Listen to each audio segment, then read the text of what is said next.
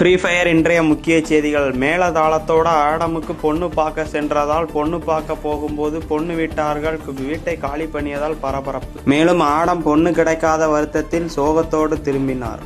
பீமாசத்தை அருகே உள்ள போட்டாக்பூரில் மின்சார கம்பி தீப்பிடித்ததால் பரபரப்பு. மேலும் மின்சாரம் கட்டாய ஆன் ஆனதால் மக்கள் பெரும் அவதிக்கு உள்ளானார்கள். அந்த மின்சார கம்பியை சரி செய்ய கோரி கரீனா கவர்மெண்ட்டுக்கு பெருமடா மக்கள் கோரிக்கை அறிவித்துள்ளனர். கிளாக் டவர் அருகே கடந்த வாரம் ஆற்றை கடக்கிறதுக்கு பிளேயர்கள் எல்லாரும் சங்கடப்படுவதாக கூறியதால் கரீனா கவர்மெண்ட் பாலம் வேலை தீவிரமாக நடந்து கொண்டிருக்கிறது. விரைவில் அந்த பாலம் வேலை முடிவடையும் என எதிர்பார்க்கப்படுகிறது. அந்த பாலத்தை திறந்து வைக்க டிடிஎஃப் வாசன் வருகிறார் என தகவல்.